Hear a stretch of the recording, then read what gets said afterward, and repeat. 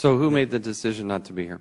I would say that was a collective decision. Ultimately, we were following guidance by DOJ, and I believe that Zach and I, our lack of attendance here was in good faith, that we were operating from guidance from above, and the chairman of a committee invites you to come to the hearing. You just unilaterally decided not to show up. You didn't even inform us until, I think it's less than 24 hours before the hearing. Sir, it was my understanding that communication was happening throughout that Mr. Chaffetz, listen, we appreciate being here today.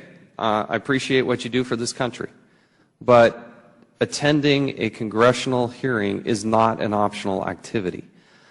And I want to be crystal clear with you, as I did the acting administrator, or the acting, your boss, that it is not an optional activity. And for you to unilaterally just kind of collectively say, well, 2 of our people aren't going to show up, come on. That doesn't happen in any other setting, and you should be ashamed of yourself for that. Well, sir, I would say, and if you may please allow me, because you're questioning my honor now. Yeah, I am. I don't appreciate that. Okay. Well, I am, because you were invited to come.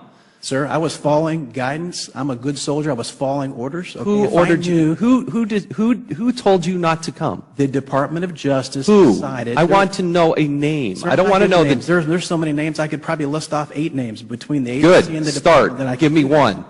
So you got 8 names. Name them right now. Who all was this discussed with? Yes. Who told you not to come? Start naming them. Sir, are you suggesting that I shouldn't follow guidance from the Department of Justice? I want to know who's giving you that guidance. Sir, I don't understand how this gets to this point. You told me there were at least 8 and that you could name more. So give me one, and then we'll start with number 2. Sure. Mr. Raymer, he's the head of the Office of Legislative Affairs. Keep going. Correct? Number 2. There's several individuals that work in that shop.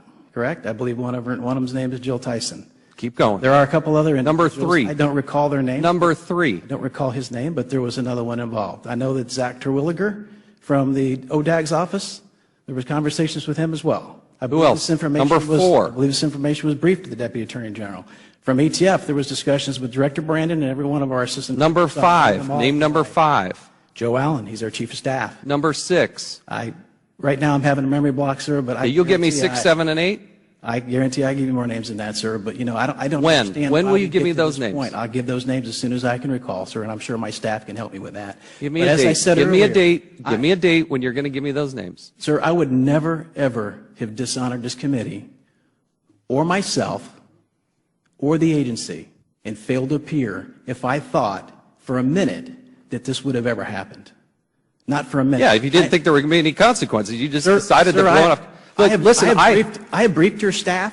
I have offered 3 times to meet with you. We want you to brief the members of Congress. Sir, I offered to meet with you personally on this matter the day after that hearing took place. I've met with. No. We do this in the open, in the public, so all members of Congress.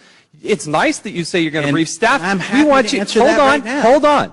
We want you to brief members of Congress. I'm doing that not right behind now, closed doors either. You were invited here for a purpose. Now, I appreciate you giving me those names. Sir, I came here as a good, honorable person, and you admitted that you challenged my honor. I do not appreciate that. I operated in good faith.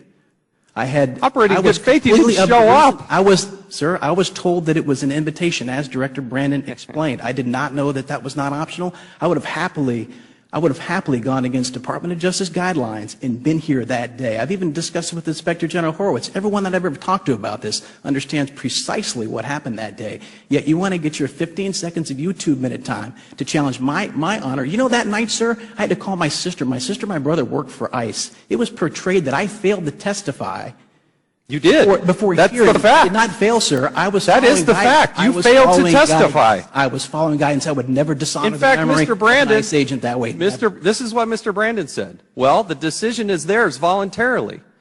To let you know, Mr. Chairman, I did not order them not to be here, and no one that I know of from the department ordered them not to be here. Is that correct or incorrect? Sir, it's my understanding that was the first time he was ever made aware of that morning. I think he got caught off guard, and I believe you had some words with him before the hearing started. It's not completely accurate, no. So what Mr. Brandon testified to is not accurate. What he said was, well, it is true to the extent, no, I was not ordered not to come. No one needed to order me, sir. All I need to be is told I don't need direct orders. I didn't need your subpoena. If I would have known I needed to be here, I would have been here. That's why you were invited to come testify. Was it your voluntary decision to do it or not do it? No, sir. I was following guidance. Okay. To the members of this committee, it's stunning that we have to take now 6 minutes to go through this. Stunning to me that you're challenging my entire career, sir, over a thing that's quite obvious. I didn't challenge your entire career. I started off by saying we appreciate everything you do. Sir, but when you're, no, hold on. My honor. When I'm asking you a question, you're going to listen, okay? I thanked you for your service to this country. You've done innumerable things that we can't even name here throughout a long and distinguished career. That's why you're in a senior position. But when you are invited to Congress, it is not an optional activity. You can't separate my honor from what I do for my career, my life, sir, to your scenario that you're trying to point out. They're one and the same, sir. They are one and the same. Okay. Well, I'm not here to disparage your entire career based on one incident. I'm here to say that one incident was a really, really bad decision. And we're tired of people saying, well, I'll brief staff or I'll talk to you privately. When we're trying to do it in the open light of day, we have very valuable time and lots of important things to deal with here. That's why when you are invited to Congress, you're expected to show up. Now, if I have to issue you subpoenas to do so, then we will do that. And we appreciate you being here today. But we shouldn't have to go through that. I shouldn't have to go to the U.S. Marshals to go deliver you a thing. And for you to suggest that as the chairman of the committee, I'm just here to get a YouTube moment, are you kidding me? Sir, I can assure you in the future. You don't think that the value that we're trying to do on these cases is of value to the American people. When you hide information, you don't provide it to the United States Congress, you're having massive problems, and we can't get the answers to the questions that we have. There's a reason why I do have to issue subpoenas, and these two agencies, DEA and ATF, I love the men and women who do this. But the management, I got a serious problem with. That's why you're getting a gentleman's C from the Inspector General. That's why we're doing these types of hearings, is because you do need to be held accountable. And when you're invited to Congress, you don't sit around and have a group and say, well, it's probably in our best interest not to show up. We act in the best interest of the American people, and you don't respect that. That's why you didn't show up. Sir, I do respect that tremendously, and I can assure you that in the future, regardless of what guidance I'm given from the Department of Justice, I will be very responsive to this committee. I can guarantee you that. Whether and we understand each other. Or whether it's records. Oh, yes, sir. I absolutely value the role of oversight.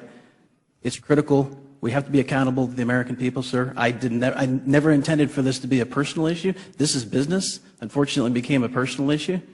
Hey, I'm here. I will be held accountable for ATF. I'm the second in command of ATF, even though I'm acting. I'm happy to be accountable agency for anything that happens. You all need something out of this committee. You name it, you got it. Hi, this is Sharon reporting from Bad News Media. Thanks for subscribing to our channel and giving us a thumbs up. We really appreciate your support. Please feel free to leave us a comment and share this video with your friends. Thank you.